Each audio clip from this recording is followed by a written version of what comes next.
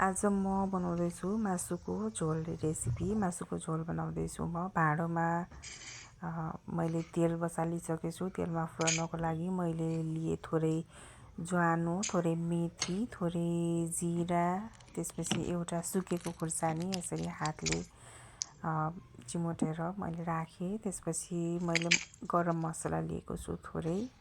अब यो सबैलाई चाहिँ यसरी तेलमा फुराइदिने।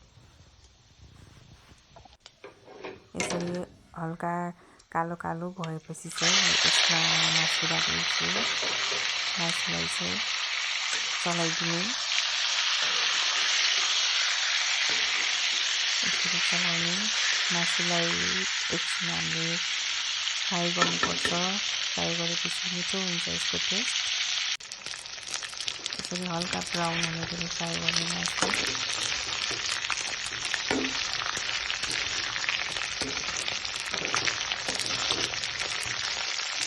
अब यो फ्राई भएको मासुलाई चाहिँ मैले प्लेटमा निकाल्दैछु।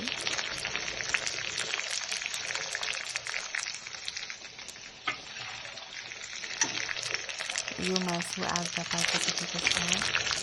यसरी फ्राई गरेर चाहिँ मासु मिठो हुन्छ।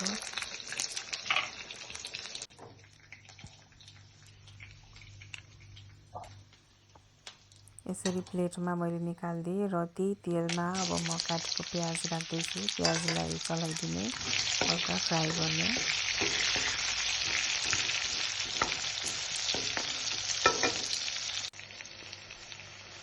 यसरी प्याज हल्का फ्राई भएपछि त्यसमा म राखिदिएँ लसुन र अदुवाको पेस्ट। अब मसलाको लागि म लिँदैछु जिरा र धनियाँको धुलो, थोरै नुन स्वाद अनुसार, थोरै बेसार, यो हो टिमुरको छोप। यसले चाहिँ एकदमै मिठो बनाउँछ। अब म लिँदैछु थोरै रातो धुलो खुर्सानी। यो सबैलाई यसरी राखिदिने र एकछिन चलाउने। यसरी मसलाहरू सबै राखिसकेपछि अब यसमा म फ्राई गरेर राखेको मासु राखिदिन्छु। अब मासुमा चाहिँ सबै मसलाहरू लगाउने।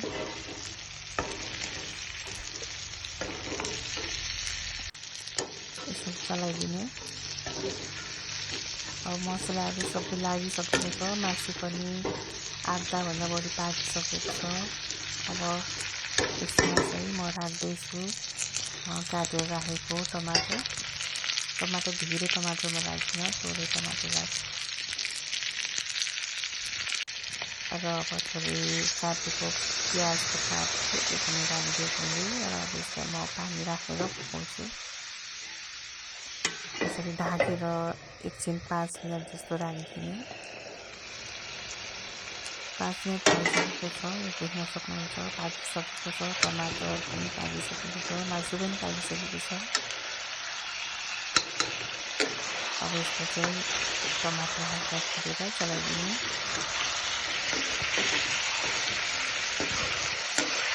देख्न सक्नुहुन्छ पाकिसकेको छ। आजभोलि यो चिसोको मौसममा यसरी बनाएको मासुको रस एकदमै मिठो हुन्छ।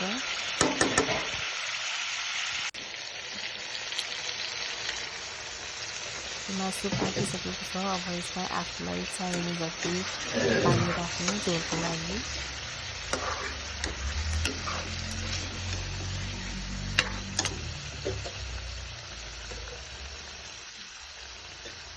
यसरी मैले आफूलाई चाहिने जति पानी राखेँ र अब यो मासुको झोल पनि पाकिसकेको छ। एकदमै मिठो भएको थियो। अब यसमा म थोरै प्याजको पात राखिदिन्छु। अब यो खानासँग सर्भ गर्नको लागि रेडी भइसक्यो। मासुको झोल पाकिसकेको छ। अब म प्लेटमा राख्दैछु। यसमा मैले थोरै भात राखिसकेको छु। अब यसमा म मासु राखिदिन्छु। एकदमै मिठो भएको थियो। यो थोरै टमाटरको अचार, खुर्सानी,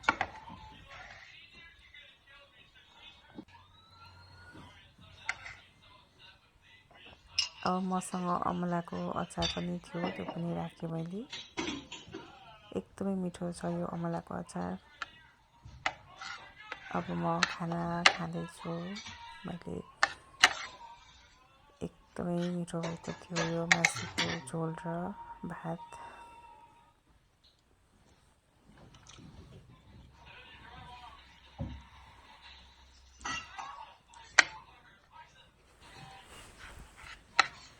Thank you for watching.